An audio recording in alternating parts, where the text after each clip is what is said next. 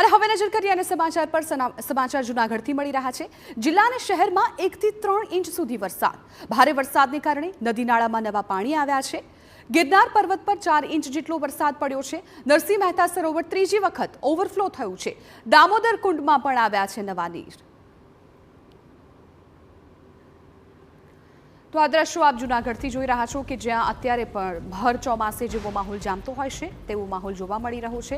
4 inch જેટલો વરસાદ પડી ગયો છે અને નરસિંહ મહેતા સરોવર ત્રીજી વખત ઓવરફ્લો થઈ ગયું છે।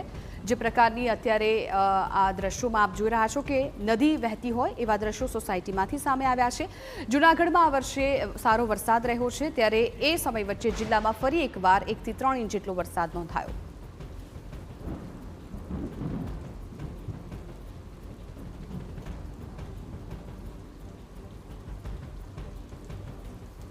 જૂનાગઢ જિલ્લામાં છેલ્લા 2 દિવસથી સાર્વત્રિક જિલ્લાભરમાં વરસાદ ધીમી ધારે પડી રહ્યો છે ત્યારે આજે પણ વહેલી સવારથી જૂનાગઢ શહેરની અંદર પણ ધોધમાર વરસાદ પડ્યો। જ્યારે ગિરનારના જંગલમાં પણ વધુ વરસાદ પડ્યો। નરસિંહ મહેતા સરોવરનો આપને જે દ્રશ્ય બતાવું છું કે જે શહેરની મધ્યમાં નરસિંહ મહેતા સરોવર આવેલ છે તે પણ ઓવરફ્લો થયો છે।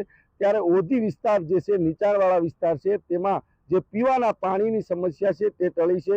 જે ઓધી વિસ્તારમાં બોર છે તેમાં રિચાર્જ થઈ અને પાણીના જે સ્તર છે તે પણ ઉપર આવશે। આ જે દ્રશ્ય છે તે નરસિંહ મહેતા સરોવરના છે। ગિરનારના જંગલમાં વધુ વરસાદ પડતા દામોદર કુંડમાં પણ નવા નીર આવ્યા છે।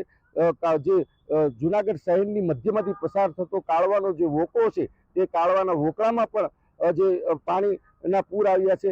હાલ જ્યારે વાત કરવામાં આવે તો જૂનાગઢ જિલ્લામાં 1 ઇંચથી લઈને 4 ઇંચ જેટલો વરસાદ જ્યારે પડ્યો છે। હાલ પણ હવામાન વિભાગની જે આગાહી છે તે મુજબ હજુ પણ ક્યાંક ને ક્યાંક વધુ વરસાદ પડે તેવી શક્યતા દેખાઈ રહી છે। વિજયસિંહ પરમાર, TV9 જૂનાગઢ।